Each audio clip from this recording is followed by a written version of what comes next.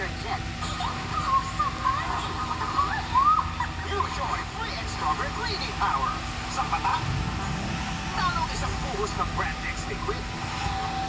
You enjoy free and stronger cleaning power. 45 pesos lang. Good day for a date. Bad day for a date. Maka-dandruff yan. Mag-Head and Shoulders every day. Prevent dandruff and titik from coming back. So you're up to 100% dandruff-free every day. Head and Shoulders. Pag may araw-araw, tibay. Araw-araw, umuhusay. Pag may tibay katawan at tibay resistensya, mas makakapag-aral ng mahusay. Bear Brand. Natin yan. New Super Bowl Rice Meals with Century Tuna. Ready to eat. Kanin saan? Kanin kailan? Ang programang ito ay rated SPG. Striktong patnubay at gabay ng magulang ang kailangan. Maaaring masiselang tema, lengguwahe, karahasan, sexual, horror o droga na hindi angkop sa mga bata. 5, 6, 7, 8. Mula rito sa Manangapo City, ikabilita ng bayan sa makilalang Cotabato. Nandito sa Talisay City, Cebu.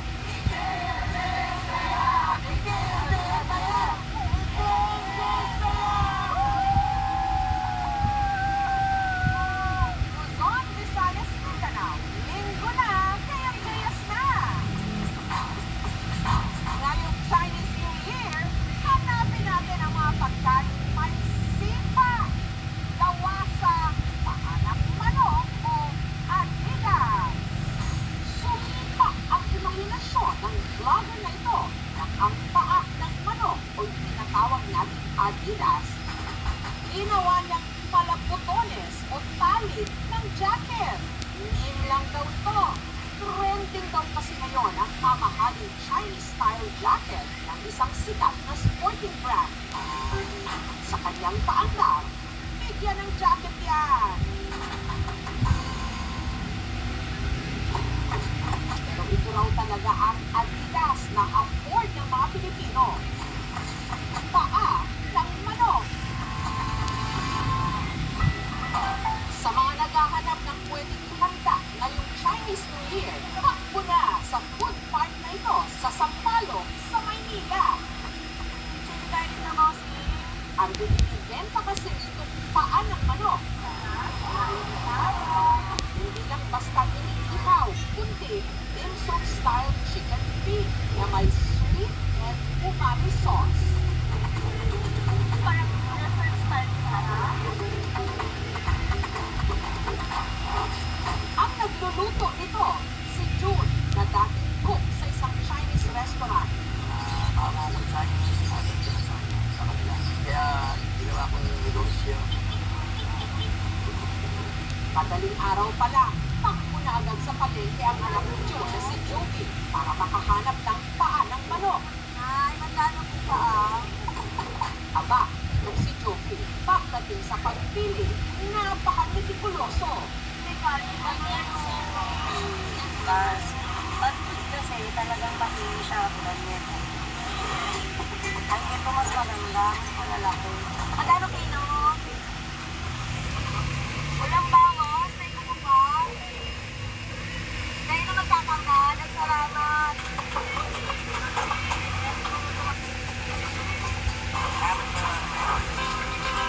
Ang mga nabili ni Joby, agad nilinis ni June.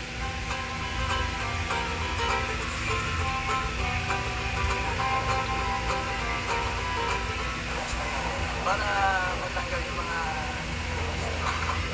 luya at saka green onion mix. Siguro mga 30 minutes.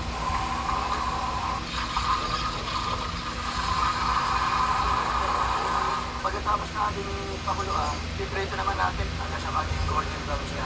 Mga 30 to 45 minutes yan.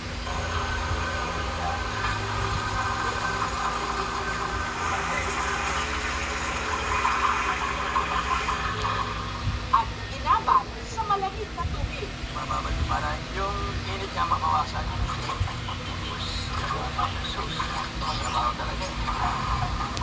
Igisa muna siya ng luya, dahon ng sibuyas at bawang. Tinimplahan ng star anise, toyo, oyster sauce, at asukal.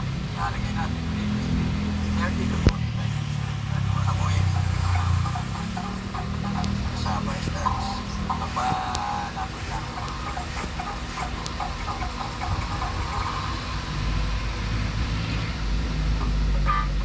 Bago itinda sa kanilang pwesto, inilagay muna ng misis ni June na si Josie ang mga iniluto nilang paa ng manok sa container. Kada tub na may isang dosenang paa ng manok, 320 pesos. 85 pesos naman kada 3 piraso. Ito po para sa mga tuloy yung alapite namin. Meron din kami rice sa bundle nito. Kasi pag iba naman gusto nila nakakap. May chili garlic to.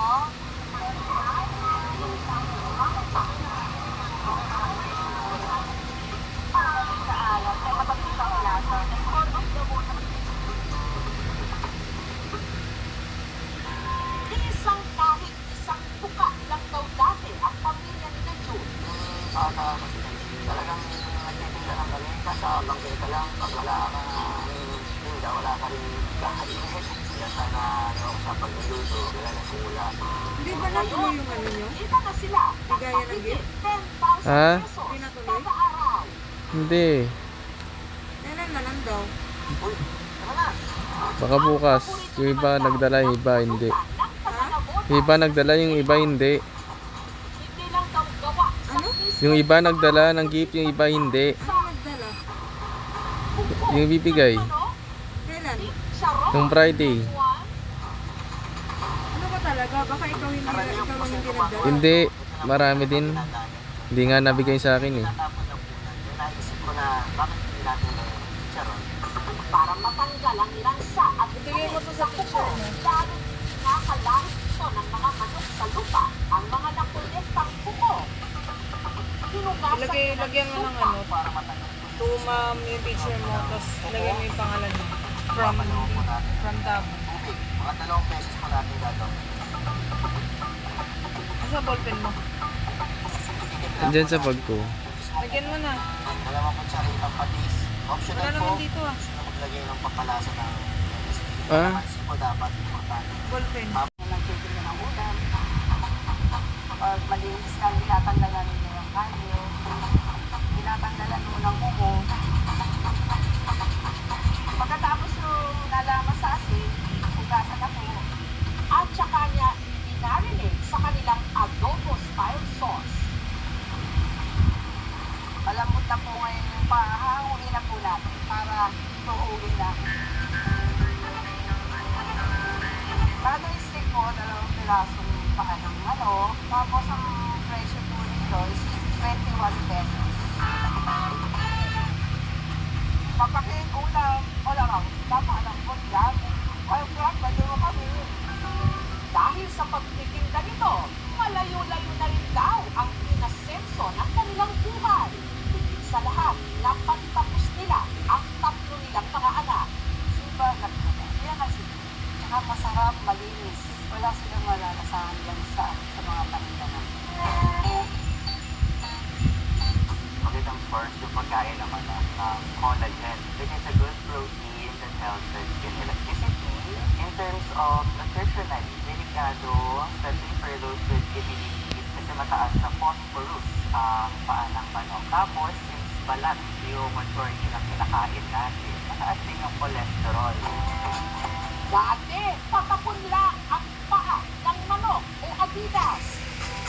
Pero ngayon, marami tayong mga kababayan ang nahango nito sa pagiging isang tahi, isang tuka.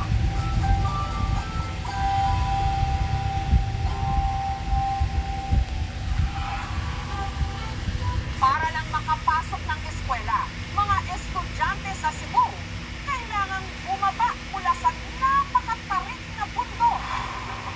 Parang langgam ang mga nakalinyang residente ito na buwis buhay na binabaybay ang ibig ng isang bundok sa Talisay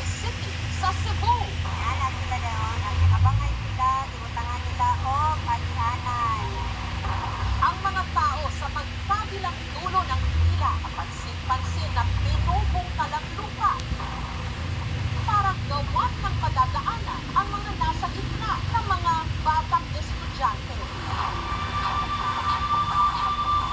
Diba guys, ibutangan na nila agihan nga no, ipalaran nila ka ng tubay. Diba? Ako yun lang din guys, naay matabak mga bate. Kaya, hindi sila, iyo ba kuya? Ang mga mag-aaral, pauwi na raw noon mula sa eskwela. Pero dahil nagngalit ang ilog, bunsod ng malakas na ulan, hindi sila makatawid. At ang naisip nilang pinakamabilis na paraan para sila'y makauwi ang pagdaan sa gilid ng napakatarik na bundok. Palampanan nila, palangan nila mga anak, lahat pa nila ang balay. Dagan ba kayo nagyan siguro nadalan siguro? Anak, so siya ba, tagpo na sa sayahan pa, tagpo silang amahan. Kaya nilang magtulungan na parang mga langga. Kailan naman kaya silang matutulungan ng mga kinauupulan? Ang mga nakuhanan sa viral video, nakatira sa barangay Camp 4. Dito nakilala ng aming team ang jeepney driver na si Fernando. Siya raw ang nabidyohang kasama ng mga estudyante habang binabaybay ang gilid ng bundok. Dito kami nagsisimulang magkakatpabot na roon sa bundok na yun. Ang kasya mo lang doon, mga isang paa lang dapat mag-iingat ka sa pag-akyat. Hindi magsabay yung paa kasi malambot yung lupa. Namamasada raw siya hapon noong February 9 nang biglang sumama ang panahon. Nakita ko may nag-post na video, may baha na parating. Kaya dali-dali raw siyang nagtungo sa eskwelahan para sunduin ang 10 taong gulang niyang anak na si Meriel. Sakali raw kasing tumaas ang tubig sa ilog, baka hindi nito kayanin tumawid mag-isa at ma-stranded pa. E pagdating ko nito, wala na lang yung baha. Kaya hanap ako ng uwi. Ang pinakamabilis daw nilang daan pa uwi, 15 minutos lang. Pero ang kailangan naman nilang daanan, buwis buhay. Gilid ng matarik na bundok na ito. Titignan ko muna yung lupa. Dito, sa gilid ng bundok. Nakita ko medyo matigas naman yung lupa. Kaya gumawa ko ng daan. Aling ka ganyan na, muna tao ka ng agihan na lang, pala na lang niya tao para makaano. Nung una, dapat gumawa akong pabalagpag diretso lang. Tingin ko delikado kasi yung lupa. May crack kung may daga na tao, wabagsak na diretso na tubig. Tinulungan na rin daw siya ng kanyang mga pamangkin. Pinasalubo ko sila, pinakuha ko na ng palap. Ibutangan na nila agihan na no, ipalaran nila ka tubay. Diba? Ako yun lang din guys, naay matabak mga bate. Kaya, hindi sila, iyo ba kuya? Hanggang sa dahan-dahan ang naitamo ni Fernando, kanyang anak. Si Marilyn natakot siya kasi iniisip niya, sabi niya, Papa, ang lalim, baka mahulog tayo, tumawa ka lang sa akin. Makalipas ang 15 minuto, ligtas silang nakababa.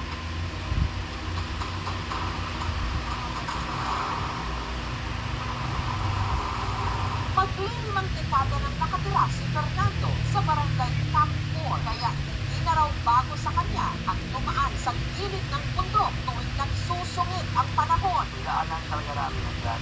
Normal na sa amin yung bahay. Titingnan mo namin, may susubok na isa tatawid. Kung kaya o hindi. Hindi kami basta-basta lang tatawid. Dandaan ka lang. Tapos yung paa mo, dapat i-plaster mo ng maayos. Bago ka makbang, titingnan mo yung paa mo na hindi madulas. Kasi delikado eh. Pag madulas ka, diretso ka sa inyong pala kamawakan. Nasanay man na raw sila sa ganitong buhay, batit pa rin nilang sa tuwing ginagawa nila ito, ang isa nilang paa nasa hukay na. Gaya na lang ng sinapit ng kabarangay nilang si Dani. Ingat ko sa yung kunting bundok, yung mga bato-bato. Nadulas yung panghawak. Ako yung balik. Nadulas ko pumunta na slide to. Fight Maswerte na lang daw si Dani at hindi siya dumiretso sa ilog. Gayunman, nagtamo siya ng mga sugat sa ulo at tuhod. Bukas, mag-picture mo doktor. Pasok kayo uwan, sumumat na sa tingin ng uwan. Hindi ganun ko lang po pa. October 2024, pinagawa ng kanilang sityo ng isang hanging bridge. Pero makalipas lang ang halos 11 buwan sa paghagupit ni Bagyong Tino itong Nobyembre, ang tulay bumigay. Talagang nasira dahil napakataas ng tubig. Inabot mo yung hanging bridge, footpath lang talaga. Kaya sa pagdaan sa gilid ng bundok pa rin daw ang kanilang bagsak.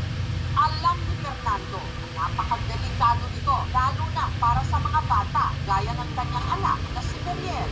Oo, karon ko kang agi nakaglot ko. Kaya bakinig lang ang nakagdaan ng doon ko ni Papa. Sa malakas po ang ulan dito sa lugar namin, ma'am, hindi na lang po namin sila pinapapasok kasi nga possible talaga na babaha, lalaki yung tubig sa ilog kasi hindi rin namin gusto na dadaan kami palagi sa ilog ng bukid kasi nga delikado, lalo na palagi nagla-landslide. Minsan, alaw na makapapasok pa lang, uulan na sa bundok, babaha na. Tukunin na yung mga bata, hindi na lang makapapasok, hindi na mag-aaral na mabuti. The best solution to soil release, most especially kapag may umuulan ng masamang panahon, bigyan kami ng bulsyon, pinapadala namin sa mga bata. Samantala, matapos mag-viral ang video ni Fernando, agad na ipinagbawal ng pamunuan ng barangay ang pagdaan sa gilid ng bundok. Napatawag pa po ng emergency meeting sa council namin na sinabi ko sa kanila na hindi na payagan na tumawid ang mga estudyante doon kasi peligro ang buhay nila, ma'am. Mayroon na kaming signage na pinatang doon. Gayunman, ilang residente pa rin nangangahas na baybayin ito, gaya ng natsyempohan naming babae at lalaking ito.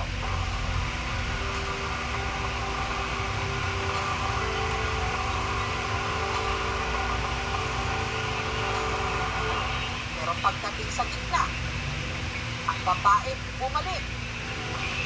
Habang ang lalaki, itinuloy ang pakikipagsapalaran sa gilid ng bundok.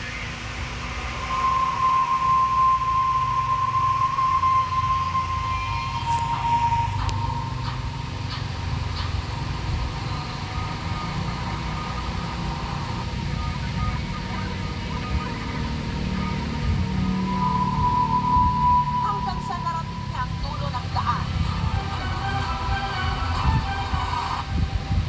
Siya ang construction worker, si JR. Lamang ko kay tungkol na nakoy yan to nga trabaho para sa nga nakoy ka may income. Yagi lang dito dito na binta kay kanina kung pag-isip pa mong gumiyaw kaya ni nga sapa kay tungkol nga kusog pati yung tubig. Nung nabinta nun kung agi ka diha, so dali-dali ka sa mo, dagan ka kay namoy bagos mapahugod nga tagag bitaw yan, delikado man nga may kuka. Ngunit may isa pa raw nagpapahirap sa kanilang kalbaryo. Mas pumikit daw kasi ang kanilang daan nang ang bundok sinimulang ikwari. Ako na kanakong ikaw saban kay taon na sa wala pa nagi kuha nila diha tikwari no agianan diha murag dili jud siya lisod karon nga tikwari na siya no mining na diha kami nga naa diri na mo isang pang mag-isod ni Mikagi. Ang tinutukoy ni JR ang ginagawang 3-kilometer access road mula Barangay Pamuta hanggang Barangay Camp 4 na proyekto ng Cebu City Government noong pang 2020. Sa images na ito, mula 2021 hanggang 2025, makikita kung paano nag-erode o bumuhok ang lupa at nawala ang mga puno sa bundok. Ang panawagan ko lang sana, may damit nila agad yung tulay na sinasabi nila para hindi naman mahirapan yung mga bata sa pagpasok. Oo, kung isip kay media kung ano yung maglaing panahon kay magbaha, hindi ni makagawas na media kung dami kinanglanon paliton, hindi makapalit kay iso ng among agianan. Among mag-asa lang ang kuan kani among hanging bridge sa pabalik lang. May importante na kinanamo diha. Lipay na kay media sa mga estudyante na kay para kung magbaha, may na silang pag-agi. Tinunan namin ang pahayag ang lokal na pamahalaan ng Talisay. Napag-alaman namin na yun pala ay project ng DWH with Cafe at saka yung pinagawa niya ng DWH Institute. Hindi man lang sila nag-coordinate ng NGO ng Talisay na in the first place sila dadaan sa road ng Talisay. Dapat sana yung DWH sila yung gagawa ng coordination.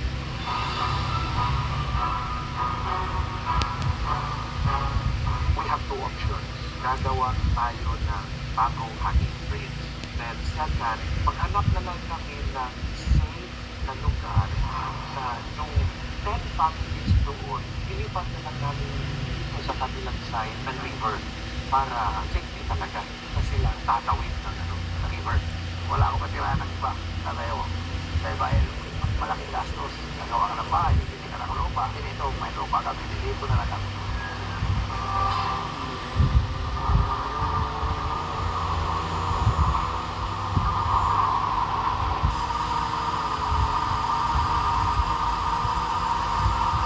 Kahapon na pag-isip-isip ko na mawa ng tulay para lang may madaanan yung mga estudyante namin at sa trabaho for temporary lang.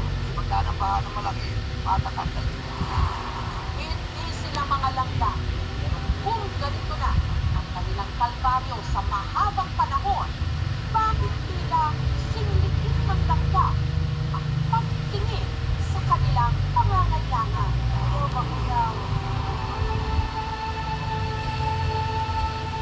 Susunod sa sex bomb, ibomba mo ang kanilang concert. Umabot na ng round 6 at meron pang world tour.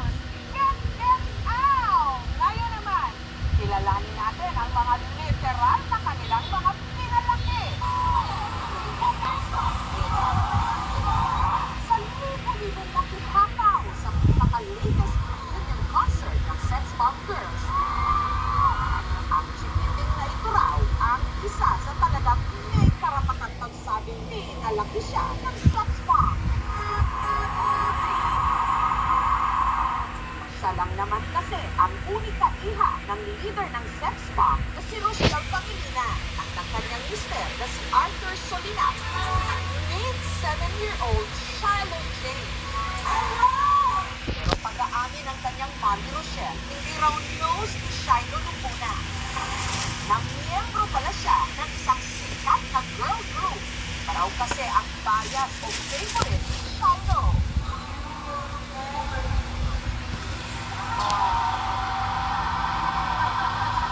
Isa raw ito sa mga nagbudyok kay Rochelle na ilaban ang kanilang reunion concert. At nung napanood daw ni Shiloh ang kanyang mommy na bumabaile-baile, bias record niya na raw ngayon ang Sex Bomb Girl. At natupad din daw ang fangirl fantasy ni Shiloh nang ang kanyang mommy nakipag-collab pa sa Biggie. May bonus pa, meet and greet.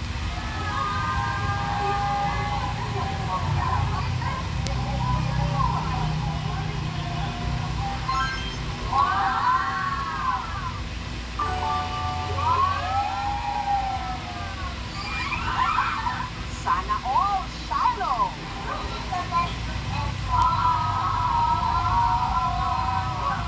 Sino pa kaya ang ibang mga literal na pinalaki ng sex bomb? Isa siya sa mga OG o original members ng grupo. Tinaguri ang dimples ng sex bomb. Dahil obvious pa, napakalalim ng kanyang dimples. At Chinita Beauty na si sex bomb Wendy Ibarra. Nung naglilo ang sex bomb taong 2013, si Weng nagnegosyo at tumutok sa pagpapalaki sa kanyang unika iha, si Anastasia.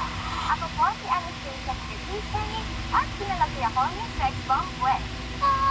Tinuruan niya itong kumanta at syempre, sumayaw.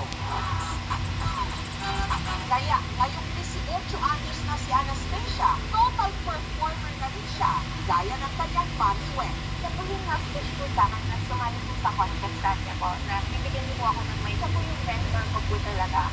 Bata pa lang daw si Anastasia, sanay nang humarap sa tao. Nakikita ko po si mommy po sa stage, syempre po nakaka-proud po. Madalas po ako pinadala po sa mga shows niya po. And I remember this one video po. Naka-costume din po ako nung kumakanta po ako with her sa stage po. Masaya lang din po. Kahit na busy, laking pasasalamat ni Anastasia na hindi raw nagkulang sa oras ang kanyang mommy Weng sa kanya. Hindi naman po siya naging absent po sa mga important moments po ng life. Natutukan niyo po talaga po yung studies ko po. Pero si Anastasia, kamakailan lang,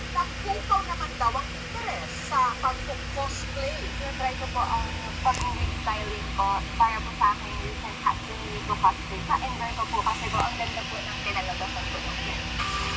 Sa kabila ng kanyang mga hilig, hindi raw pinapabayaan ni Anastasia ang kanyang pag-aaral. Consistent with high honors po and I'll make her the proudest mom ever. Kung meron naman daw nanlalamon ng mikropono sa mga sex bomb,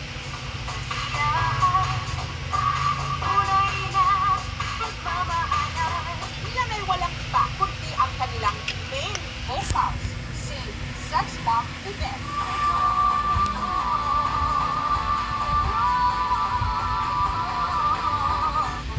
Taong 2015, si Yvette at ang kanyang mag-ama nag-migrate sa Canada kung saan siya nag-aral ng accounting sa isang business school. Work-age officer na siya ngayon. Sa abroad na rin lumaki ang dalawa niyang anak. Ang panganay niyang si Jezreel, 18 anyos na ngayon. Ako si Jezreel Rose Babalag Pagayan at pinalaki ako si Sex Bomb Yvette.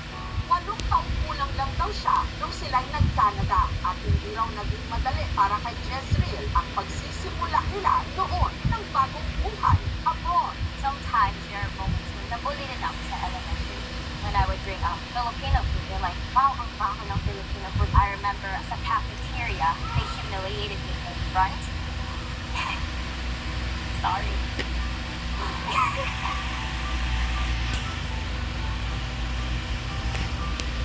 When I'm just walking, all of them are talking. Pero once I go in, they stop talking and they all look at me. They start whispering.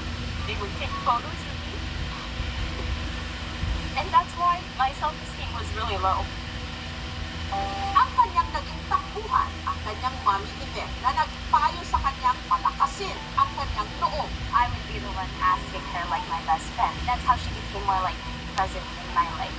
Para naman buuin ang kumpiyansa sa sarili, sinimulan ni Jezreel na mag-vlog. I apply my favorite lightweight skin tint to even my complexion. Now that you're adult, you understand why am I doing that? Ngunit hindi raw lubusang mawari ni Jezreel kung gaano kasikat noon ang kanyang mami Yvette. So I'm like, famous na talaga mom ko. I can't, over-exaggerate the fame and cultural impact of sex bomb. Hanggang kamakailan nga lang, mula Canada, umuwi sila ng Pilipinas para samahan ang kanyang ina sa reunion concert ng Sex Bomb. But talaga in-expect ko yung that gravity and influence that they had. At aba, itong si Yvette, nakaduwad lang naman si Regine Velasquez. Seeing her relive her own life again, I'm very proud of her.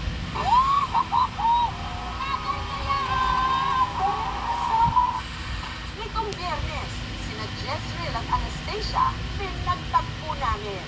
Ang dalawa, minsan na rin palang nagkasama nung sila'y mga bata pa. At para sulitin na rin ang reunion ng mga pinalaki ng Sex Bomb Girls, isinabak namin sila sa isang dance showdown.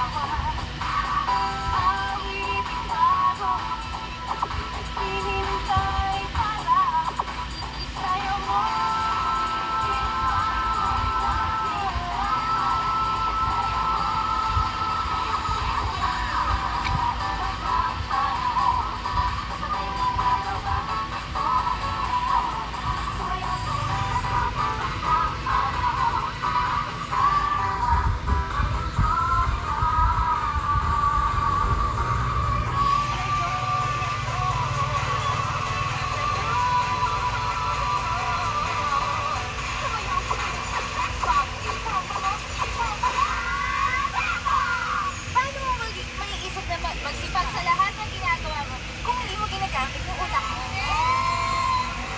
Pero kung meron man sigurong pinaka-kontrobersyal sa mga pinalaki ng Sex Bomb, walang iba kundi ang anak ni Sex Bomb Izzy. Si Sex Bomb Izzy na siya di manong main visual ng grupo na una nang inanunsyo na hindi siya makakasama sa concert. I miss them. but I want to stay on the path where God is leading me.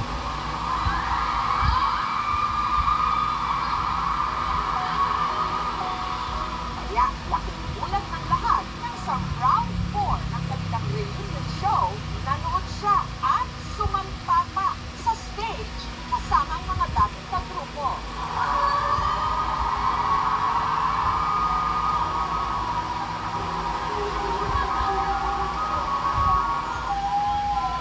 Kinalunesan, matapos ang reunion concert, in-interview siya at ang kanyang mister na si Alvin Aragon sa Fast Talk with Boy Abunda.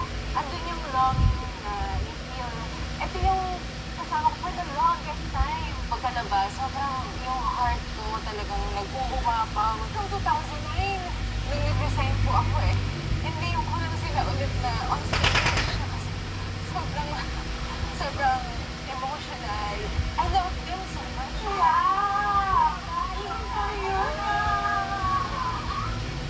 Si Andre, unipot-ipot ni IC sa dati nitong karelasyon. Pag pinalaki ng sex bomb, dapat lumalaban. Get,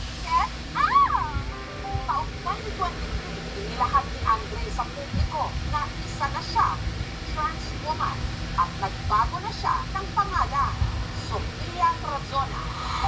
Ang revelasyong ito ni Sofia, hindi raw tanggap ni IC, kaya may mga nambatiko sa kanya. Si Sofia naman, bumukod. Hindi na po kami nakikita ni Mama. I also am scared na pag nakita niya na ako ngayon as a trans woman, iba yung reaction na ma-receive ko. Samantala, si IC nag-post naman ng screenshot ng usapan daw nila ni Sofia kamakailan sa text. Pero kamusta na nga ba si Sofia?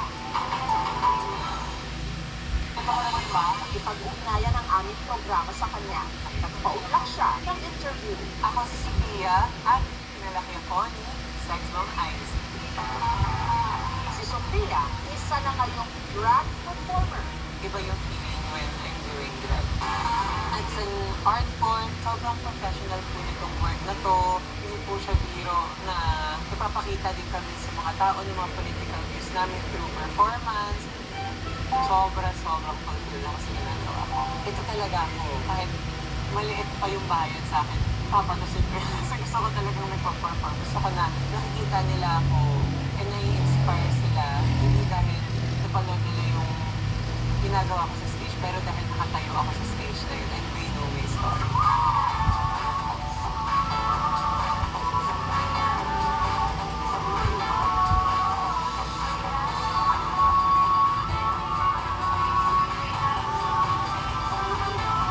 Aminado si Sofia na ang kanyang husay sa pag-perform, namana niya at ano pa, kundi sa kanyang ina. Growing up, napapanood ko talaga sila everyday. Kung talagang magaling siyang artista, magaling siyang sumayaw, and yun din yung nag-influence sa akin kay Banks. Noon daw kainitan ang kabir ng kanyang mama Icy, madalang lang silang magkita. Araw-araw binibalaga siya, and sa Manila yun, tas kami ni Lola. Sa Cavite kami, weekly lang, kung nagkita once a week, gano'n. Ngayon man, hindi raw ito naging hadlang para gampanan ng kanyang mama Icy ang kanyang pagiging ina. Yung relationship namin bilang mag-nanay is parang magkapatid lang kasi hindi ganun kalayo yung age gap namin eh. And si Mama, pareho kami ng passion, gusto nga ako sumasayaw. Hanggang sa Meron. sumali na rin si Andre sa isang all-male performance group. Unugon pa man daw, ba't tignan niya na hindi siya pang-boy group. Sobrang bata ko pa lang, sobrang lambot ko rin. Gusto kong sumasayaw ng mga palabutan ng katawan sa kalye. Both of my parents may hit na dito din ako papunta. Nung senior high ako, dun ko pa lang talaga in-out yung sarili ko. Sobrang takot ako na mag-transition. Though gusto ko na, sobrang tagal na. Pero natatakot ako sa nasabihin ng ibang tao, ang pag-isipin ng pamilya ko. Pero nung nakapag-grad na ako, tapos lumayo na ako sa social media industry, doon po ako naglakas loob na mag-trans woman. Pero ang bagong kabanatang ito sa kanyang buhay, hindi raw agad natanggap ng kanyang pamilya, lalo na ng kanyang mama Icy. Si mama ko kasi is religious woman. Talagang she speaks the word of God, she lives by it. So kahit na ayun nga, nag-translation ako, I'm part of the community, I respect and honor kung ano yung beliefs niya. Nila naging malamig na raw ang ugnayan nila. Nag-post siya about, ayun, sa pagiging queer. Doon na din na-out in public yung pagiging drag queen. So, nag-viral yung post. Tapos, nagulat ako na parang ano naging kasalanan ko sa mga tao. Kasi ako yung binabash nila. So, in-explain ko yung side ko na ayun nga po, nag-play ako sa isang interview na susuportan niya ako sa pagdadrag. Sinabi ko po yun kasi I wanna protect her. Siguro if hindi kalahati ng supporters ng sex bomb is from the queer community. Ayun na baka pagka nalaman nila na hindi ako sinusuportan ni mama sa ginagawa ko. Baka yun yung loob nila kay mama. And ayoko masira yung pangalan. Pero sa kabila ng kanilang hindi pagkakaunawaan, hindi raw nawala ang respeto at pagmamahal ni Sofia sa kanyang ina. Dagdag pa niya, totoo raw na nag-uusap pa rin sila. Nag-chat kami nung hindi pa kami nagkikita. Hindi na makakakita yung ganito. Ayun, pero okay na po. Sana yung mga tao din na nakakakita sa kanya, nagko-comment sa mga posts niya, I hope na they will understand also kasi she's coming from a place of love. It's not just dahil ayaw kita magpakla, wag ka na magpakla. She just wants to protect me.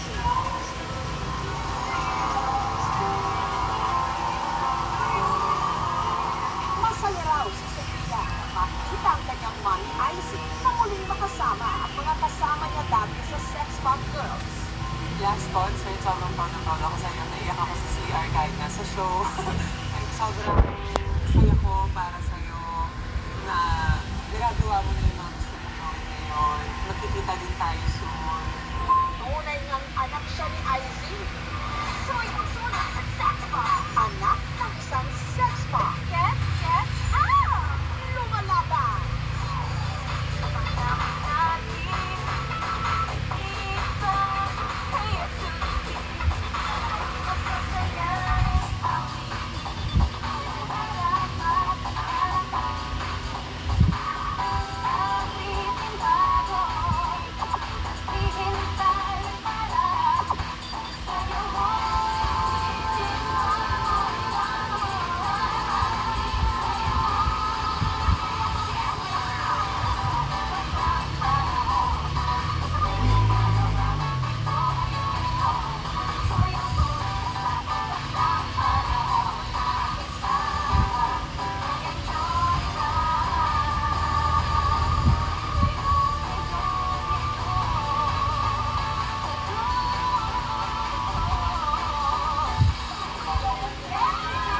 Ang mga pinalaki ng sex bomb.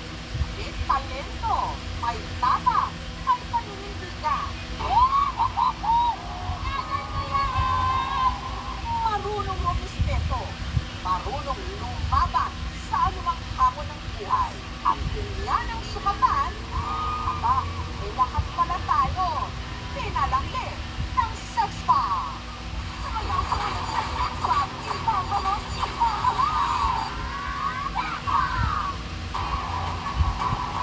konting ulan o kahit pa mahina o malakas na bagyo, siguradong may baha dahil meron na namang flood control project na hindi umubra katulad ng nangyari kamakailan sa Northern Mindanao.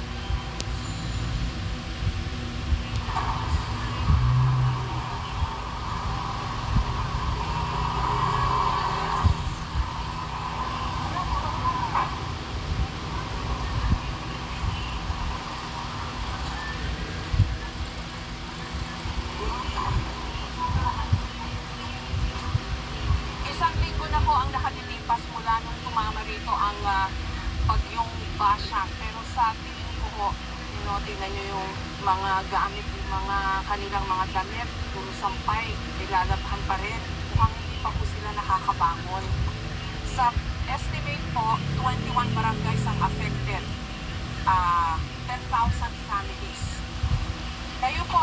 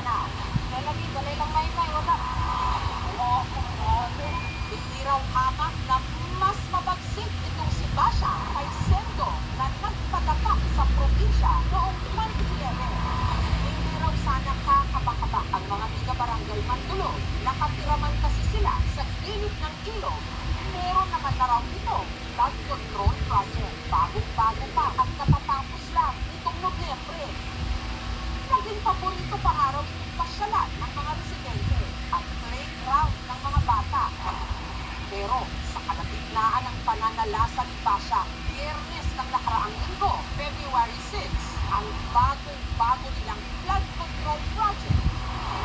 Nasira. Ito na ngayon ang itsura nito matapos ang bagyo. Nagkagdag pitak-pitak ang mga simento. Bumuho ang ilang malalaking bahagi ng tubig. Ang nangyari sa flood control project sa Luzon, nangyari rin sa bahagi nito ng Mindanao, dito sa Iligan City, sa Lanao del Norte. Pero paano makaliligtas ng buhay at mga bahay ang mga proyektong katulad nito na ginastusan ng halos 100 million pesos at bagong-bago pa? 2 buwan pa lang mula nung natapos, pero nadaanan lang ng bagyong Basang, umigay. At ang pinakamalaking kabalintunaan pa nito kung paano sila na malapit lang sa flood control ang nasalanta at nalagay sa peligro. Kuya, kayo, nasa yung bahay nyo? Sa likod ba? Kapag mas malayo sa flood control, mas okay. Parang weird, no? Na yung mas malapit sa flood control, yun yung napahamak. Sayang yun lang ka, oh. Pwedeng nataan yan. Saan yung mga anak mo? Sa paglilipod ko, nakilala ko si Charlie. Mahigit 1 dekada nang nakatira sa gilid ng ilog. Ang pinag-ipunan daw nilang bahay, ilang saglit lang. Inanon. Ito na yung bahay mo? Oo, yan po. Yan na lang natira. 1/4 na lang po yung natira. Tapos yung sa ilalim po, naputas na. Hindi na talaga po Hindi na pwede kumpahan. Wala na yung kwarto. Wala. Ano yung kwarto nito? Bali, 2 itong kwarto kasi. Kusina mo dito sa Yung labas? kasi nasa likod nito rin. Oo. Yung bahay po namin, barong-barong lang po yun. Yung may flood control na po, naisip namin, sige, palitin natin yung bahay natin kasi may flood control na po. Yung tata namin yung baka namin, tapos nag-ipon pa ng ilang taon para makabuo po ng komportable at maayos na tirahan po yung mga anak namin. Kaso, ano nangyari? Narumpa siya. Nasira lang po, nawala lahat yung pinagkirapan namin sa isang itlap po. Paano kayo nakaligtas? Nung tumaas na po yung tubig, pumunta kami sa bahay ng mama ko. Yung mga anak ko po, basang-basa kasi nga umuulan po yung mga malakas. Yung 10 months ko po, tapos yung baby ka po? Oo, 10 months yun. Tapos naawa ko, kasi nga ginaw na ginaw po yung baby ko. Tapos yung inakalang. Kasi natataas kasi nga may blood control na po. Paano yung mga gamit nakuha mo na? Ito lang yung natira yung mga gamit ko. Hindi ko na kinuha kasi nga, yung mas importante po yung buhay ng mga anak ko. Anong balak nyo ngayon, Charlie? Hindi ko pa paano kung saan kami titira ulit. Kung titira ba kami dito ulit o hindi na. Kasi nga na-trauma na ako. Parang hindi na pwede, oh. Oo, hindi na talaga pwede. Ito po talaga yung bahay namin. Ito po. Sina Ananet naman, buong bahay, tinangay. Walang natira. Ang nangyari sa bahay mo? Bumigay na. Akala na ko, Matigas kasi yung bahay namin kasi simentado. Pagbalik ng asawa ko ng alas 4, wala na yung bahay namin. Ang buong buo talaga. Na wash out yung bahay nyo. So yung bahay mo nandito ang bahay ko. ikot kayo ni Charlie. Opo. So may bahay dati dito. Oo. Pero yung bahay Wala na. wala na. Wala ka na isang pakan. Syempre. Wala. Butiin mo na yung buhay, no? Oo. Tsaka yung mga anak mo. Oo, pagkasabi ko nga yung mga gamit at saka makikita natin pero ang buhay hindi na talaga magkita. Pero paano sa kayo kumukuha ng mga damit? Kung ganyan, Namulat kami sa mga damit na doon. Laban kami na kwan. Tapos nilalaban namin doon sa ilog. Tapos ginagamit lang. kasi walang natira sa mga damit nyo, kumukuha na lang kayo ng mga naanod, gano'n? Okay, kasi ito kasi sa anak ko. Nilalaban namin. Tapos ginagamit ko sa anak ko. Kasi wala talaga ang ay, sabi ko yung mga gamit na inadampot natin galing sa galing doon. Kasi wala na kami gamit na nakukuha sa bahay namin kasi buo-buo talaga yung nawala sa amin. Bakit pa kayo nagpatayo ng bahay dito? May blood control na. Tapos hindi na yan dadaan ng buwan. Kasi mataas ang pero pagdating paggawa nila dito sa Bicop, parang hindi matibay yung paggawa. Maling akala. Kasi nung nakita tapos sa mga iba may bakal, tapos ito walang bakal. Lahat daw ito inaabot ng tubig. Pero mas swerte yung mga nandito kasi hindi bumigay yung kanilang mga bahay. Yung mas malapit sa flood control o sa may ilog, yun yung talagang bumigay yung mga bahay. Dito okay pa eh. Nitong Nobyembre lang natapos at napakinabangan ng mga residente ang ticket. Ang inilaang pondo para rito, 96.5 million pesos. Pero parang maning-mani lang kay Basya. Tinanong namin ang opinyon ng isang structural engineer kung bakit nagkaganito ang flood control project.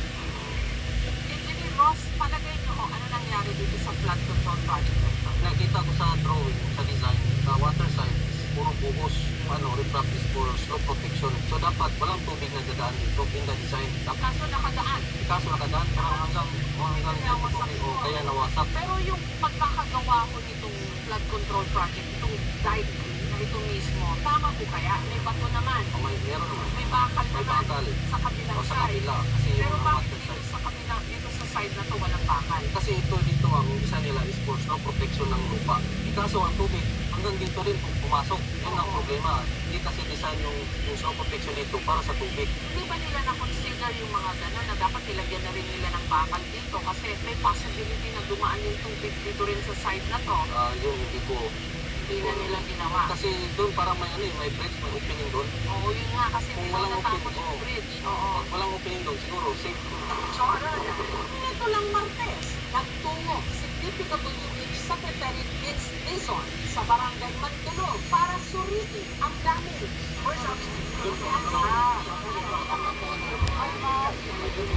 Pero tanong ng mga residente dito, bakit hindi niya pinuntahan ang bahaging ito? Para raw sana nakita ni Secretary Dizon kung ano ang ulot-dulo ng naging delubyo. Ito ho, natapos mo yan o talagang wala. Talagang misplace. Nagkaroon sila ng sa English, false sense of protection kasi flood control project nga naman. Yun nga lang, meron palang space dito na walang flood control project tapos meron pang ginagawang tulay na hindi naman natapos. Nung kasagsagan ng basyang at tumaas yung ilog at saka yung baha na rin, pumunta rito, gumawa ng sarili pang daan hanggang niragasa niya lahat ng mga nasa gilid ng flood control project kabilang na yung bahay ni Ananet at ni Charlie. 150 meters lang ang layo sa mga nasirang dike ng Igsuotan Bridge. Taong 2020 pa raw ito dapat natapos. Ito, nakatiwangwa, parang ungay. At dahil hindi raw natapos ang tuloy ang dalawang magkahiwalay na bahagi ng flood control project hindi na pagtugtog. Kaya nagkaroon tuloy ng buwa kung saan pumasok ang baha na nakasira sa mga bahay.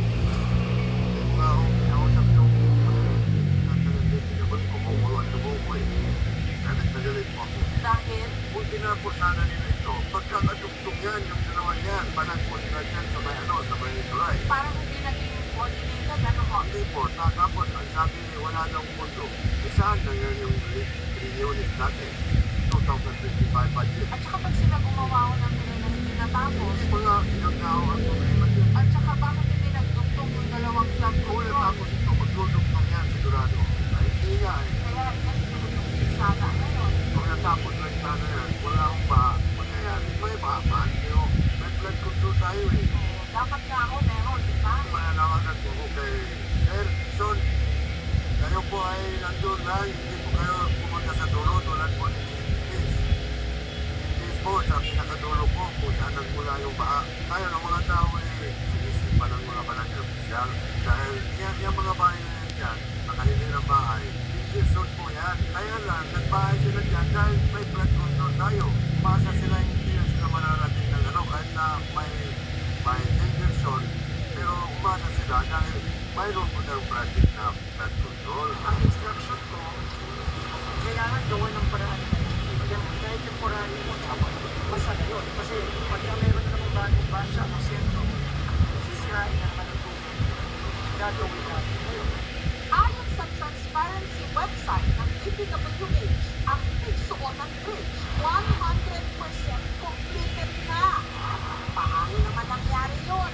Ngayong eto ang resibo. Kitang-kita. Ang inilaang pondo sa tulay, mahigit 96 million pesos.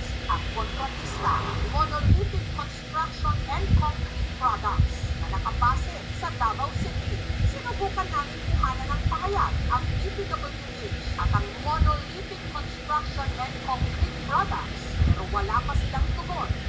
Samantala, ang kontraktor ng nasirang bahagi ng flood control project, ang New East Construction and Equipment Incorporated, pinuntahan ng aming team ang kanilang opisina sa Iligan City, pero wala pa rin silang tugon habang ginagawa ang ulat na ito. Ang tanong ngayon ng mga tiga-Iligan, paano ang mga bagong tayong flood control project agad nagbumigay at naglagay pa sa kanila sa panganib? Hindi ko din masabi na substandard kasi hanggang ngayon nag-standby. Pag substandard to, talagang wash out. Ubus na ito, so talagang lang. Sindong kasi yung rainfall niya is 180 mm in 24 hours. 180 is parang ganyan lang. Ngayon sa Basyang, parang ganyan, at 380 mm in 24 hours. Pag na-overwhelm yung project. Pero as an engineer, Engineer Ross, di ba dapat naka-input lahat yan natin? Climate change, mas malalakas na yung mga bagyo natin. Di ba dapat stronger na? Oh, yun talaga yung kinukonsider ng mga engineer dito, ma'am. Bali, parang ito na design is studies to ng 50 years hydrographic na data. Kaso, yun nga, yung 200%, dati yung Sindong Farm, ang laki na ng tubig. Ngayon parang nadoble. Ang warranty period for a specific flood control project, a typical flood control project is 1 year. And tapos na yung warranty period, yung gobyerno na ang sasagot. Taong 2011, nung nanalasa sa Iligan City ang Bagyong Sento, ang isa sa mga pinalubog nito ang Barangay Abuno. Parang hindi na maulit ang bangungot ngayon, lalo't madalas daw tumaas ang tubig sa Iligan River tuwing bumabagyo. May ipinatayo rin silang flood control project sa barangay. Pero ang paghahanda nito ng mga taga-barangay Abuno, walang panama sa pagsikupasya. 4 na bahagi ng flood control project ang nawasa at ang itinuturong dahilan, wala raw kasi itong bakal at ang semento, manipis. May flood control dyan. Hanggang doon, sira, sa lakas ng tubig. Dahil yung materialis nila, nakita naman natin yun. Diba, walang seat pile, walang bakal, posible na tinipid. Kung matibay lang daw sana ang proyekto, hindi na wash out ang 2-story na bahay na days. 8 taon pa naman daw yan itong pinaghirapang ipunda. Doon po ang bahay namin nakatayo po. Nung nasira po dito, yung tubig dumaan doon sa kabila hanggang doon sa kalsada. Yung tubig po sa kalsada hanggang dito po. Yung mga gamit namin, inilagay namin sa taas. Kasi akala namin safe. Kasi wala namang mag-expect na ganyan talaga ma-wash out yung bahay namin. Sinundar namin din ilang taon tapos ganun lang. Ang pinagpapasalamat na lang nila isalba ang kanilang sasakyan at motor. Ako po, may ano yung feelings ko. Yung feelings ng mga anak ko eh. Hindi ko pinipilan. Kasi parang nahiya ako. Parang nahiya kami, parang ano. Sinabi ko nga eh, buti pa kung kami magbigay. Pero ngayon kami nang binibigyan ng hirap kasi magsimula eh.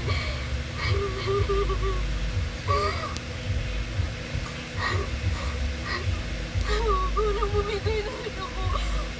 Pero para sa mga anak namin.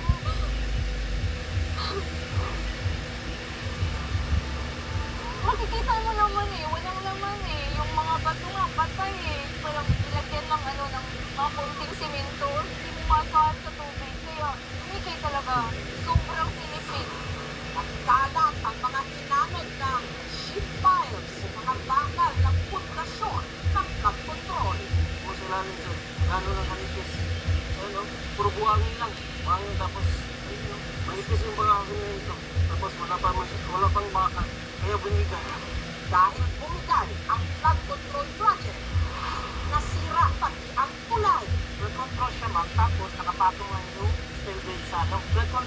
din, tapos yung storage nakapatong na sa taas. So nung bumigay yung flood control, nadala na yung storage.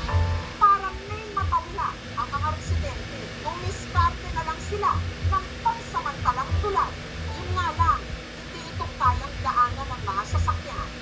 Batay sa nakalat na impormasyon ng aming team, mula pa rin sa website ng DPWH mismo, ang kontraktor raw ng bumigay na riprap na days, ang Algo Safe Construction, at ang inilaang punto para dito, 41 million pesos. Ang ibang bahagi naman ng nasirang flood control, Bili ka na ng gawa lunch mo ng bukas. red Ay, construction technique na manok dun nakabase sa ano, ha? sa illegal Oo. sa mayon ha. Sinubukan namin kung Tapos, paano ng pakala i-lunch mo na yun, ang saka i-dinner mo na yun ha. pero wala May make-upan ka pa? Oo, sa Cavite malayo yung client ko. Palapit ka na Kuya Henry? Sa, hindi, mas malayo pa. Sa Tanza. Nagbigay sila ng Tapos, numero ng taong dapat daw namin May kausapin, kanin dun sa pero ref. wala Yun na lang silang yung tugon. kanin mo. Huwag sana natin Initin mo na lang. kawawa yung mga tao. Hatiin mo na lang O, isang kung sakaling kanin. kayo, sa lunch, mga isa sa biktima, dinner. o kaya Ha? yung mga kamag-anak Pwede ka na lang. ninyo, pagtikimas na dahil sa pagtitipid ng Nandyan ka pa bukas? Ha? Oras ka pa alis bukas? Maaga. Technical assessments are already being conducted to determine the extent of damage of the affected fault Oras sa Barangay Batas, sa Placer, Surigao del Norte, kung saan buong tigay din ang ilang bahagi ng kanilang flood control project. Ire-rescue daw dapat ni Mariel nung kasagsagan ng bagyong Basha ang kanyang anak, kaya naglakad siya sa taas ng tinte. Muntika na raw tuloy siyang napangay. May ano ka? Nagbaha. May signal ka? Ha? May wifi ka? Meron. May narinig na akong mga bato na nagka-crack na sa ilalim ng bindungan na ma'am. Talikod ako, dito ko na agad. Ningana na dyan ang tubig. Kung itong pagdagan na dito, sabot yung debate. Kaya kisa ko siya magtugod ko data nga mo ang tamata. Delikado na ito. Nagigul ba ako? Ganun nagbuba man sila nga. Ang Wala kaming pasok sa 17. Ano meron? Chinese New Year. Nawasak ang ilang bahagi ng tinte. Ang ating Dapat yung system declared na eh. Kung sa ilalim niya, puro lupa na malambot. Kasi sa iba nakita ko, nire-reprap po na yung mga Anong day? bato Anong bago day yun? binabalot ng semento. Martes. Ito, lupa na parang inipon, pinambak ng tapos Sa nilagyan ng Martes? kandila sa ibabaw, lagyan ng semento. Sa 18 meron na. Oo. Apat na araw lang kami ngayon. Sa Surigao City. Natapos ito noong 2022 at ang biglaang punto para dito, 49 million pesos. Sinubukan namin kuhanan ng pahayag ang kontraktor at pati na ang DPWH ng Surigao del Norte pero wala silang tugon. Sa nagbabagong panahon at tila lumalakas pang mga bagyo at pag-ulan, uubra ba ang mga pinastusan ng bilyones at trilyones na flood control projects? Tinanong namin si Dr. Alfredo Maharlagman ng NOAA Center sa UP. Dati na insanan lang na malalaking ulan na nagdudulot ng denokyo ay nagiging mas madalas. Nagkataon na nung pagbasang doon sa Iligan, maraming inuos. At doon sa watershed ng Iligan, nung napuno yung mga ilog, pumapaw, pinahaan yung mga syudad, yung mga karating lugar ng ilog. Yung mga flood control projects na ito, yun ay sapat para i-contain yung laki ng baha. Kasi yung mga intake ay may hangganan lang yun. Kaya pag umapaw yung ilog, nagpasigit, aapaw doon sa mga kabahayan sa tabi ng ilog. Yun ang problema natin kasi ang automatic na solution natin sa baha ay dapat kasi hindi gano'n. No? Exhaust muna lahat ng possibilities. Tanim tayo ng mga puno at gumamit ng iba pang solution, rainwater harvesting, detention basins, mas maliit na yung baha, saka tayo gumamit ng mga concrete infrastructure solutions. Importante yung tamang urban planning. Alamin kung nasa yung mga babahayin at gawa ng tamang plano, wala tayong pag-uusapan ng disaster. Kanilang public service, ang NOAA Center, may website kung saan yung pwede tingnan kung ang inyong bahay ay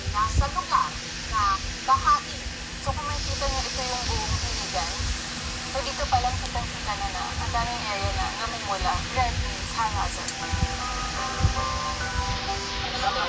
Abutan nila kami ng ibang ayos kasi di pa kami nakakuha dito tayo. Ayus-ayusin natin ang pagpapagawa. Para hindi na maulit, sayang naman yung pera sa gobyerno. Pera natin yan. Ngayon, tapos gano'n ang mangyari. Sobrang sakit. Yung lahat na pinaghirapan mo, nawala lang bigla. Uuwi ka pero wala kang uuwihan. Ang hirap kasi magsimula eh.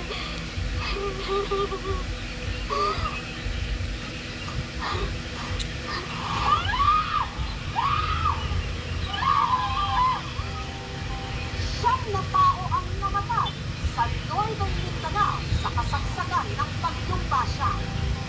10,000 mga pamilya sa 21 mga barangay ang apektado. Marami sa kanila nabuhay sa maling akala na ligtas sila dahil meron na flood control project. Ngayon pala, lalong naglalagay sa kanila sa peligro.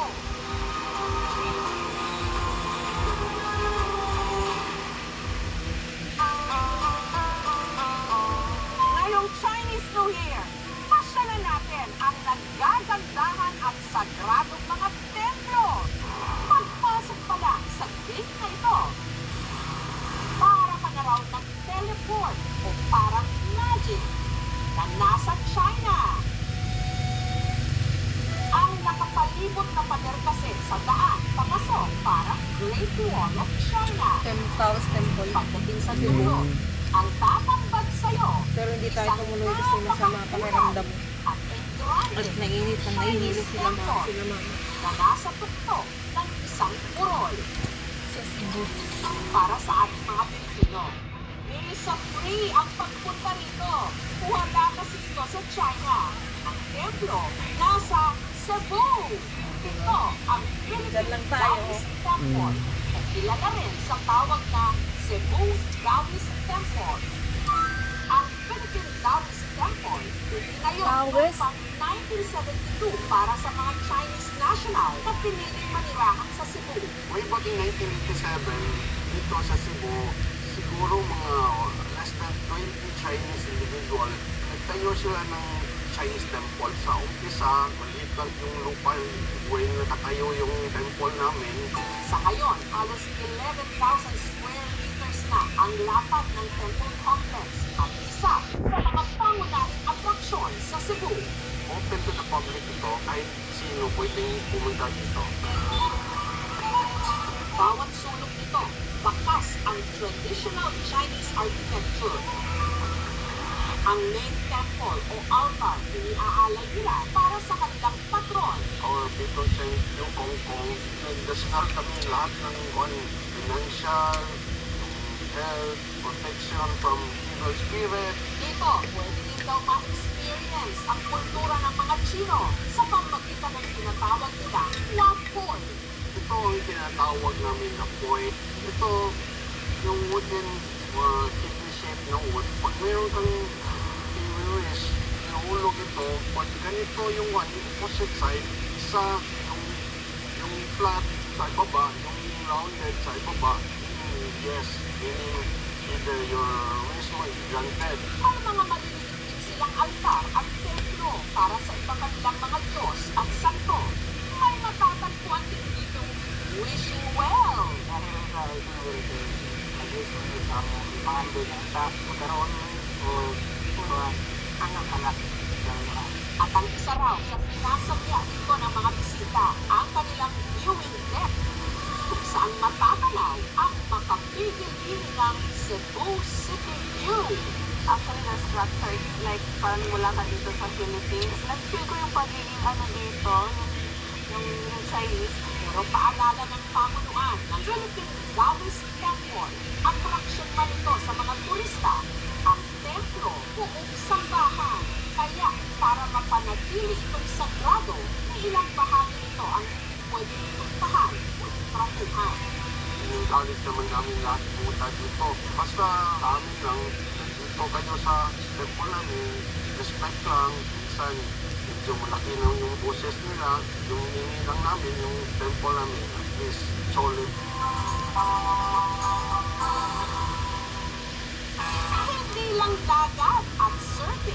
pwedeng sadyain sa aming probinsya ng La Union o LU. Meron din kasi ditong Engrande Templo kung saan matatanaw ang ipinagmamalaki naming dagat. Sa San Fernando City, ito ang Macho Temple. Ang Machu Temple ay itinayo noong 1970s ng ating mga Pilipinong Chinese community. Pagpasok pa lang, bubungat na ang nagtatayugan nilang 5 North Gate o Archway kung saan may nakaukit na Chinese symbols. Lion and dragons, they are protector animals and naniniwala sila na they are supposed to drive the evil away. So, kaya naglalagay sila ng mga ganyan as a way to spiritually protect that space. At dahil nakatindig ang templo sa isang burol, ang view rito, San Fernando Bay. Iniaalay raw ito ng mga deboto sa kanilang patron na Diyosa ng Karagatan. Itinayo siya in honor ni Macho, yung ating goddess of the sea. Sa ikalawang palapag ng main temple, makikita ang altar para kay Macho na napapalamutian ng pinto. Dito nagdarasal at nag-aalay ng kandila at insenso ang mga deboto. Si Macho, kilala ito parang promotekta sa ating mga manlalakbay at ang ating karagatan. So yung mga paniniwala natin the past years, pinaprotektahan niya tayo sa mga malalakas na bagyo or sa mga nangingisda. Naabutan namin dito ang debotong si Phoebe. Catholic ako. Pero na-encourage din ako ng partner ko na to pray and then to believe. Ang sadyak niya rito, ang pagsusunog ng wishing o money paper. Inaalin namin siya doon sa taas habang nagdadasal. And then after a while, baba kami dito, parang sunod ko siya. Para pagka somehow, pagka naging ashes na siya, at least, we believe naman na mag-grant yung wish. Naging tradition na namin na somehow, pagka may time kami, nagpupunta kami dito para mag-thank you. And then, after namin dito, nagpupunta kami sa Catholic Church para mag-thank you ng candle. Bilang pagkilala sa kanilang Diyosa tuwing Chinese New Year at Macho Festival, sasagawa sila ng maingay at makulay na Dragon Dance.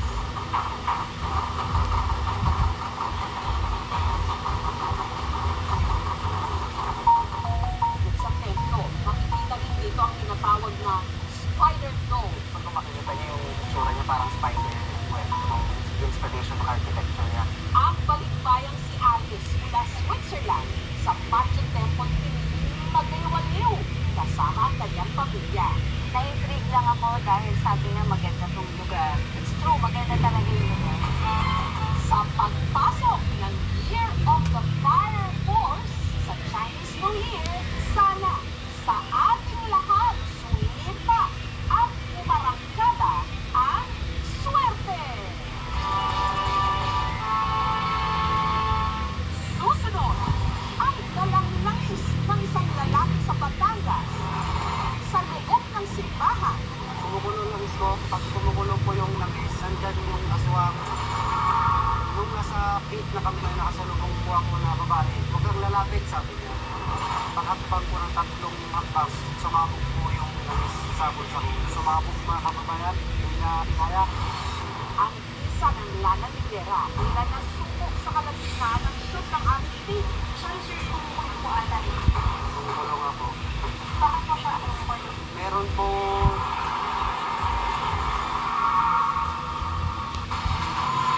gusto nilang suluhin yung hotel. Pero sinabi ni Papa na sa atin mapupunta ang hotel.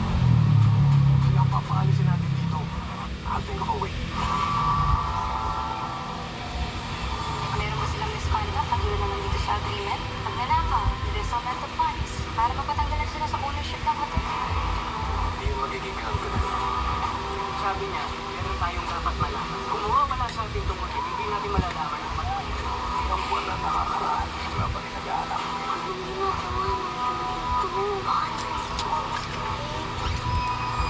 Unahan natin sila. Tayong tatlo. Laban sa kanila. The secrets of Hotel 88. Parang po kami ni Albertas, medical documents. Itinago rin sa kanya ang lahat.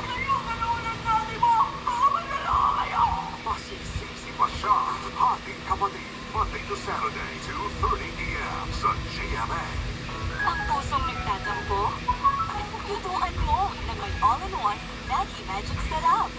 Binubuhay ang sarap at aroma na nagsasabi. Love na love ka namin. Ako at Maggie. Sarap magkasama. Milo Morning Champs. More and more ang challenges sa school, kaya more and more dapat ang energy. But Milo Morning. Milo is clinically proven to help sustain energy. More and more wins with Milo Morning every day. Ang Monday, nagiging maliit day. Tuesday, tusok-tusok day. Wednesday, nasty day. Pabalik-balik na lang. Milo, it's 4 times the amount for such an every brand. Helps you get nerve damage from the source so symptoms don't bother you again. You're all Stewardess, bigyan mo naman siyang nalagot. Sigurado, hindi kaya ng sabon ko. Nasahan na to eh. Kaya na? Ayaw! 10x power play. Mas tanggal ang nagawa. Imposible man siya. Isang lang. Sige, magtulay. Sarap nito, bebe. So, eto na nga. Nung ano? Sa ano nga? Mas pinasarap. So, ba't kaya? Magic ang kamay ni Mami. Pag hinahapis ako sa dibdib ko, magaan ang tutubo ko. Dito, mas nakakahinga na po ako. At dito, nababawasan ko ang sakit ng ulo ko. Hindi ito magic. It's fake straight brown. Help sa sa dibdib. Para sa ugat sipon. At sa likod, para sa sakit ng katawan. Para sa hindi tulog. Fake straight brown. Haplos na mix. All-night tawa. At Command 6 inhaler. For fast relief mula sa baratong ilong. Anytime, anywhere. Slip out of the date with Choco Mucho Milk Chocolate. Roll wafer. Thick caramel. Rice Krispies. And creamy milk chocolate. Choco Mucho.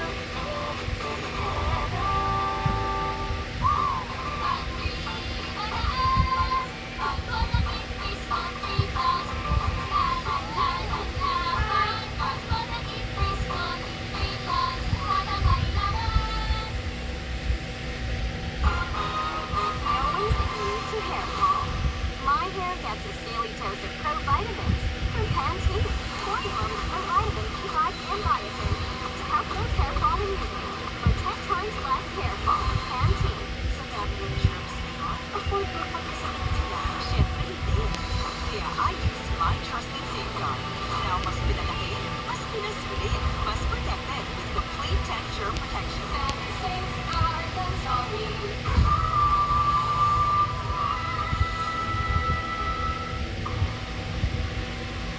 May lalaki sa Batangas na ang baong langis, kumulo.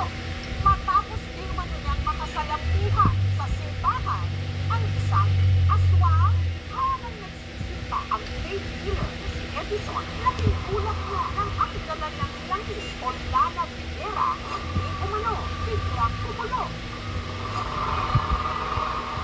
Kumukulo lang ito. Pag kumukulo po yung langis, nandyan yung sinasabi nilang aswang, oras yung mga dito, mga patong-patong yung nakakatawa. Sunod niya na lang yung pinalita na ang bote na pinagsiglan niya ng lana di umano. Nabasag. Sumabit sa bulsa ko, yung lana bira, yung kaya. Naka-encuentro na raw kasi sa loob ng simbahan at nagpakulo ng kanyang lana. Ginamitan niya po ako ng salita siguro upang magitan yung langis. Kumukulo lang ito. Aswang nakapasok sa loob ng simbahan. Ang di umano harapan ni Edison at ng pinaniniwalaan niyang misteryoso kilala nangyari Sa bahay lang. ito mismo sa loob ng Paris International Hindi. Shrine of St. Pancilio sa bayan ng Nag-order Santo lang. Tomas sa Batangas. Kaya po ako ng asawa ko na magsimba. Bigla po uminig yung aking langis. Kinuha ko po yung bote. Nagpupula po siya. Pero habang papauwi raw sila ng kanyang misis, meron silang nakasalubong. Maliit lang po siya na babae. 30 hanggang 40 years old na kulot po yung buhok niya. So, hindi ko makita yung mukha niya kasi nakalubog siya. Ang nalaman, Bigla na lang nagmamadali naglakad. Hindi mo naman marinig yung paa niya na tumatapak. Pakakbang ko ng tatlong hakbang. Sumabog po yung langis sa bulsa ko. Hindi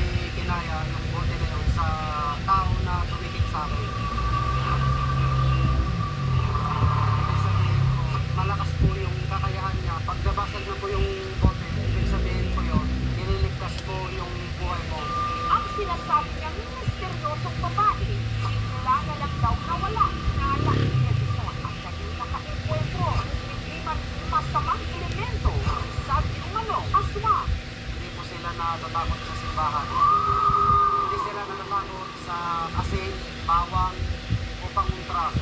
Ang kinakatakutan po nila ay langis na gawa ng mahal na araw. Ang lana de Guerra na dala ni Edison, siya raw mismo ang gumawa. Gawa po yan ng nyug na walang mata, olas ng dagat, tapos 21 na hollow water na galing po sa simbahan, tubig po ng diwata at Sierra Madre po. Ginagawa po siya ng mahal na araw, mga Biyernes. Alas 12 mag-i-start na lulutuin hanggang alas 3. Kasi yan, tulog po yung Panginoon.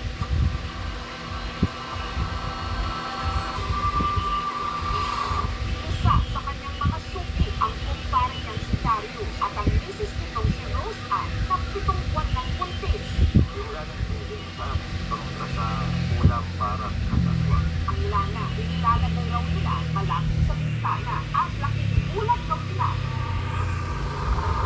Na halos gabi-gabi ito, kumukulo. Pagka nakakita niya ng asawa ko, doon na nagsisimula. Maniligas yung tiyan ko kasi hindi na ako makatulog. Sobrang init ng pakiramdam. Kumugulo siya, umaawa siya talaga. Hanggang may bumagsak na sa bubong yung langis namin na awa. Hindi kasi tumigil yung pagtulog. Aswang talaga yun. Asawa ko na lang lagi pinupuntahan. Pero dahil daw sa kanilang langis, Matulog naman ako ng maayos. Wala na niya talaga mag-isa. maliban sa lana, gumagawa rin si Edison ng mga singsing na parang may taglay rin daw na mayuma. Gawa po ito ng dugo ng kalabaw. Dito po sa pinakamata niya, buhok po ito ng baboy. Ito po ay pang led life, mas tatagal po yung relasyon nila. Ang singsing halina na gawa ni Edison ang siya raw sikreto ng matibay na pagsasama ng mag-asawang Telmo at Jason. Dahil pareho raw silang mga security guard, hindi nagtutugma ang kanilang mga schedule. Kami sa Biog, tapos ako naman ay straight. Siyempre, malisan ako sa bahay. Pangumusika. Pero mula raw nung nagpagawa sila ng kanilang couple ring kay Edison, mas sumigla raw ang kanilang pagsasama. Tapos yun lang, parang bago pagkakilala nila, ibalik-balik sa lang, isa, kaya nga natin yung service na. Parang lahat na ako makita. Nabiyayaan pa sila ng anak. Inaalagaan ko rin po yung isang patuloy pamilya. Kasi dati ma'am, parang ginata, kumbaga nung nasa atin na ito, pareho ito ngayon, pamilya. Ang isa ng Lana de Guerra, bigla na sumok sa kalagitnaan ng shoot ng aming team. Habang iniinterview kasi si Edison, ang aming segment producer, ay napansin.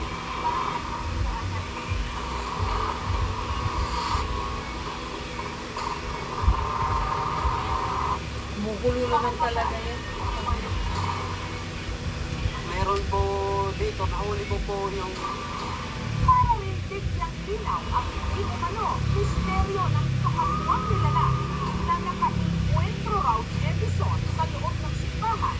Nag-iimbestiga ang aming team at sinubukan nilang tuntunin ang babaeng nagpakulo raw sa lana ni Edison. dito ko po na-encounter yung babae na sumabog ng langis. Ano ang nakatintig balahibo nilang nadidiskubre? Tapos po, ang tagas na po yung langis. Susunod na. Ikaw ang natirang pinakamatibay, kunin mo na ang iyong spot sa Ultimate Team. Sino ang mga nominado ngayong linggo? PBB Celebrity Collaboration 2.0. Mahusay at palabang mga artista, sabi ng lalaki sa kanyang barkada. Nakakapalit. Kaya siya nabula. Sa babae. Nela. Dahil si Emoy, Ay, nakay. Juwain ako dyan. Family Feud. Kamusta ka na? Kamusta ka kaya rin ka? Buntis ako at ikaw ang ama. ano ba nasasabi ka ng tawag? Hello! Sold ka to. You're going to be one power. House of Lies. Simula na ng bagong laban sa tanghala. Laban lang para sa